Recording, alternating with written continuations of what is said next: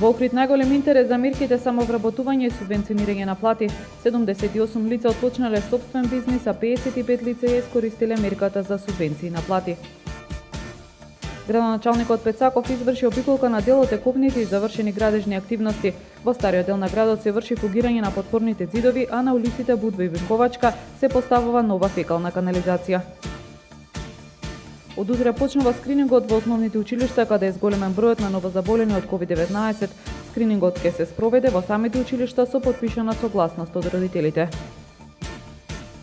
Со дерби средба на Белјанин Извори продолжува првенството во втората фудбалска лига. Фудбалерите на ГФК Охрид Ликнидос во сабота ја пречекуваат екипата на Вардар.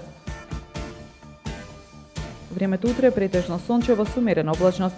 Температура во интервал од 3 до 12 степени. Следевте една минута вести на Охрид Нјуз.